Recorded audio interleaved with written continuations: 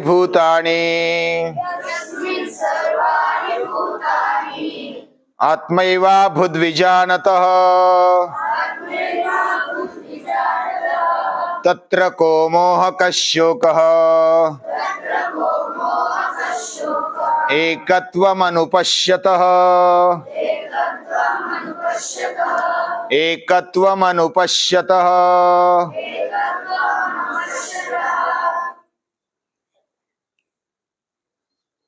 जैसा हमें इंफॉर्मेशन मिलता है, कुछ ज्ञान प्राप्त होता है, वैसा बोध भी होना चाहिए।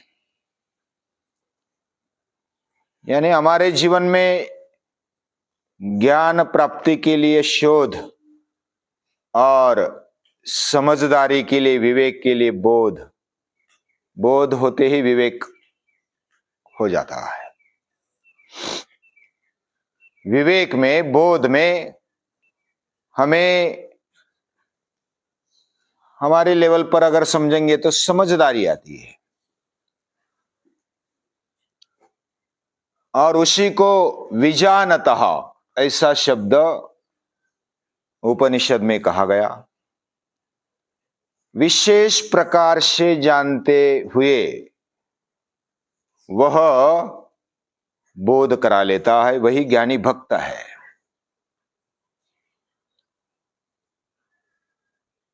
जो ज्ञानी भक्त होता है उसका व्यवहार पूरी सृष्टि के साथ वो प्रेम भरा होता है। प्रेम भरा व्यवहार होना यह सहज ही संभव नहीं होता। उसके लिए दृष्टिकोण का होना जरूरी होता है, और दैवी दृष्टिकोण चाहिए, ऐसी उपनिषद माता कहती है। सभी भूत मात्र, प्राणी मात्र आत्मा ही है। आत्मा एव अभूत। यानी जो ज्ञानी भक्त होता है उसके लिए ये पूरा विश्व, पूरा जगत, यह परमात्मामय, ईश्वरमय बन जाता है, और इसलिए वो सभी पर प्रेम करता है। भले ऊपर ऊपर से कोई गंदा हो गया लड़का तो माता उसको छोड़ नहीं देती, उसको तो साफ करने आ जाती है, उसको नहलाती है, उसको कपड़े पहनाती है, और उसको सुंदर ऐसा बनाकर फिर दुनिया में छोड़ देती है। वैसे भगवान भी, ईश्वर भी हमारी माता है, जगदम्बा है। वह अंदर बाहर पूरी सृष्टि में व्याप्त है। हिम्बवना, ये पूरा जगत, पूरा विश्व ईश्वरमय है। ईशावास्यमिदं सर्वम। यह बोध होना, केवल इंफॉर्मेशन होना एक अलग बात है, और बोध होना यह अलग बात है।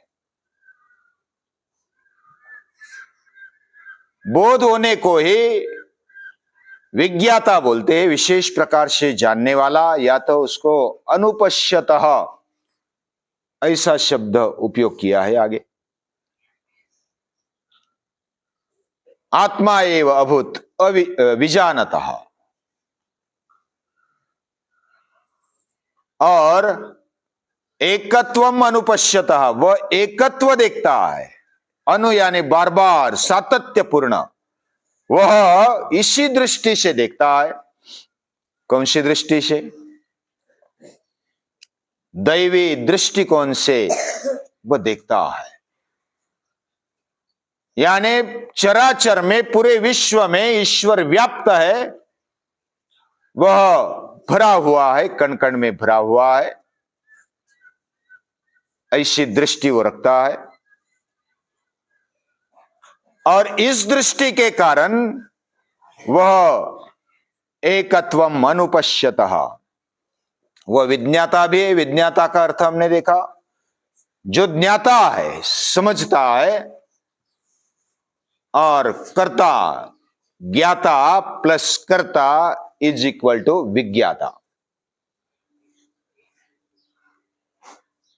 विज्ञाता में अनुभवपूर्ण समझदारी से वो व्यवहार करता है, यानी केवल बात सुनी नहीं है। भगवान सभी ओर है, सभी भगवान ही चलाता है, ऐसा ऊपर ऊपर बोलने वाले तो बहुत है। हमारे जैसे भी बड़ी बड़ी बातें करते हैं, लेकिन जो आचरण में लाता है वो बातें कम करता है और अपने व्यवहार से वो दिखा देता है, लेकिन दिखाने के लिए भी नहीं है, वो उसका सहज व्यवहार हो जाता है। यानी अंदर प्रामाणिकता है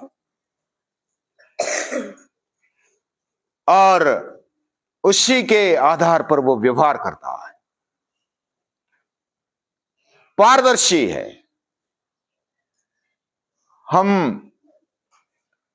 द्विमुखी व्यवहार करते हैं, यानी बाहर दिखाने के लिए एक, अंदर समझने के लिए दूसरा। ऐसा व्यवहार यानी एक प्रकार से दुगलापन है। दोगलापन यानी वो एक समय एक दिखता है, गंगा गए गंगादास, जमुना गई जमुनादास, ऐसे बोलते हैं ना। गंगा के किनारे गए गंगादास बन गए, यमुना के किनारे गए यमुनादास बन गए, गोदावरी के किनारे आए गोदादास बन गए। यानी जिधर जाएंगे उधर हम बस हम अपने ही हैं,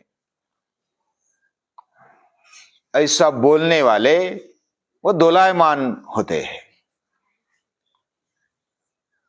उनकी समझ वो कमजोर होती है।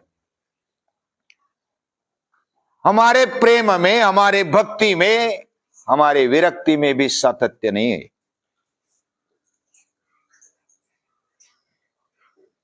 पति पत्नी एक दूसरे पर प्रेम से बंध जाते हैं, प्रेम से ही बंधन योग्य होता है।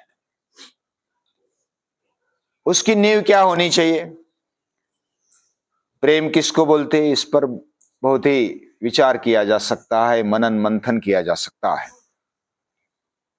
लेकिन प्रेम के नींव में मानसिक और बौद्धिक विकास अपेक्षित होता है, और उसी का लगना पति पत्नी ऐसे हेतु, ऐसे दृष्टि से अगर इकट्ठा आ जाते हैं तो उनका प्रेम बढ़ते ही जाता है। वह प्रेम कभी खत्म नहीं होता। और केवल शरीर पर, केवल कामना वासना भोग की दृष्टि रखते हुए जो इकट्ठा आते हैं, वह युवानी है तब तक शरीर सुंदर दिखता है, बूढ़े बन गए तो बस चेहरा सुंदर नहीं दिखता, पूरा शरीर गड्ढा हो जाता। उस समय प्रेम कम होना, इसका मतलब भोग के कारण इकट्ठा हुए, केवल शरीर को देखकर, रूप को देखकर इकट्ठा हो गए, बाद में फिर सौंदर्य चला गया तो बात खत्म हो गई, फिर फारकत पर आ जाते, डाइवोर्स पर आ जाते। इसलिए मानसिक बौद्धिक विकास होना आवश्यक है। ये हमारा शरीर ये बदलते रहता है, परिवर्तनशील है, लेकिन जो शाश्वत है उस पर प्रेम होना चाहिए। और ऐसा प्रेम करने वाला ही ये सातत्यपूर्ण प्रेम कर सकता है। वह एकत्व देखता है, एकत्वम अनुपश्यतः। कोई संसार में, व्यवहार में दुखी हो जाते, उनको ऐसा लगता है कि अरे पाठशाला में आ गए और बहुत कष्ट करना पड़ता है, ठंडे पानी से नहाना पड़ता है, हर रोज पसीना निकालना पड़ता है, हर रोज खुद का काम खुद करना पड़ता है। छुट्टी में गए, बस आराम कर लो अभी, या तो जाने दो। कहाँ उठेंगे सुबह, कहाँ व्यायाम करेंगे, कहाँ अपना काम खुद करेंगे। अभी तो माँ है, घर वाले है, या तो घर में अगर अच्छा खासा अगर धन है तो नौकर चाकर भी होते किसी किसी के घर में, यानी रुमाल भी उठाना है तो दूसरा उठा कर देता है।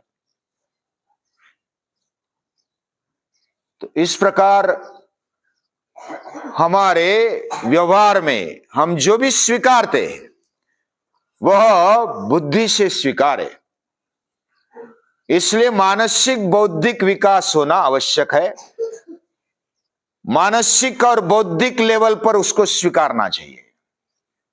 मानसिक मजबूती और बौद्धिक मजबूती, प्रगल्भता, ये अगर है तो हमने उसको उठाया और फिर जीवन व्यवहार में लाया। वो प्रेम टूटता नहीं, वह भक्ति टूटती नहीं, उसमें सातत्य रहता है। और इस प्रकार संकट आने पर भी, कौन सी भी आरामदायक परिस्थिति आने पर भी, आपत्ति विपत्ति या तो संपत्ति आने पर भी उनमें बदलाव नहीं होता। उनको महल मिल जाए रहने के लिए या तो झुपड़ी में रहने के लिए मिल जाए। एता तरी सुखेया जाता तरी सुखेजा, कोनावरी न बोझा या झोपड़ी तमाझा। भूमि वरी पड़ावे तार्यांकड़े पहावे, प्रभु नाम नित्य गावे या झोपड़ी तमाझा। टुकड़ो जी महाराज करके एक संत हो गए, उनकी एक कविता है मराठी। उनका आनंद कोई छीन नहीं लेता, उनकी प्रसन्नता कोई छीन नहीं लेता। उठाने की हिम्मत है, हम उठाते तो है, उसमें सातत्य नहीं। सातत्य कब आता है? प्रेम है तो सातत्य होता है। भगवान के प्रति प्रेम है, ध्येय के प्रति प्रेम है तो सातत्य है। और जब कभी कभी कोई बात अच्छी लगती है, अन्ना बोले कि ये बात करना चाहिए, सूरज दादा बोले कि ये बात करनी चाहिए, तो बस भिड़ गए। लेकिन 4-5 दिन 8 दिन उत्साह रहता है, बाद में फिर ठंडा पड़ जाते। यानी हम स्वीकारते हैं, या तो कोई छोड़ने की बात करते हैं तो वो छोड़ना भी, जैसे कोई संसार में थक गया, दुखी हो गया, आपत्ति आ गई, बस अभी संसार में कोई रस नहीं, मुझे बस कनखल जाना है, हरिद्वार जाना है, हिमालय में जाना है। ऐसे कोई संन्यास लेने वाले भी होते, वो कंटाल जाते, अपने संसार में दुखी हो जाते, बोर होकर के फिर निकले हिमालय। हिमालय में जाकर के फिर याद आता है, कुछ दिन रहे, बीमा का हफ्ता भरना रह गया, हाँ अपने बच्चे को ये लाइन लगाना रह गए। सत्य बात है, हमारा जीवन ऐसा विरक्ति भी आती है, कुछ त्यागना भी है, तो उसमें सातत्य होना चाहिए। जो बात हमने स्वीकारी उसको बहुत ही दिल से स्वीकारना, और जब हम उसको दिल से स्वीकारते हैं तो सातत्य रहता है, हमारा दिल भी अच्छा रहता है। लेकिन फिर भी कोई भी भगवान के पास जाते, मंदिर में जाते हैं, तीर्थ स्थान में जाने की इच्छा होती है, तीर्थ स्थान में चले गए तो लाइन बड़ी लग गई, बोर हो गए दर्शन करते करते, फिर आते आते भगवान तो दिमाग में से निकल जाते हैं, दिल में से निकल जाते, और नासिक का चिवड़ा बहुत अच्छा है, वो चिवड़ा लेकर आ जाते, और चिवड़ा ही ध्यान में रहता है। नासिक से क्या लेकर आए? बोले कि चिवड़ा लेकर आए। अभी भगवान को तो बस निकाल दिया दिमाग से, दिल से। यानी हम दर्शन करने गए थे और लेकर दूसरा आ गए। यह हमारी भक्ति, यह हमारा प्रेम, यह विरक्ति। प्रेम में, भक्ति में और विरक्ति में भी सातत्य होना चाहिए, उसको अनुपश्यता बोलते हैं। अनुपश्यता यानी बार बार उस पर बने रहना। और ऐसा जो बने रहता है वह सृष्टि में कभी कंटालता नहीं, उसका प्रेम कभी कम नहीं होता, उसकी भक्ति कभी कम नहीं होती। उसने अगर विरक्ति स्वीकारी तो वो भी कम नहीं होती। भले वो कृष्ण जैसे महल में रह जाए, द्वारका में, सोने की द्वारका में रहने लगे, फिर भी वो अपना सातत्य, मन की जो विरक्ति वो छूटती नहीं। एक एक अभ्यास करने योग्य है, एक एक शब्द बहुत ही महत्वपूर्ण है, उसको हम समझे और समझना यही तो अभ्यास है। ऐसा अभ्यास हर रोज चलता है, ऐसा स्वाध्याय हमारा बना रहने के लिए जो भी सपोर्टिंग अभी उपनिषदों का अभ्यास चल रहा है, ये मनन चिंतन, महापुरुषों के विचार है उनको भी मनन मंथन करते हैं, ऐसे महापुरुषों को याद करते हैं, उपनिषदों को याद करते हैं, उनको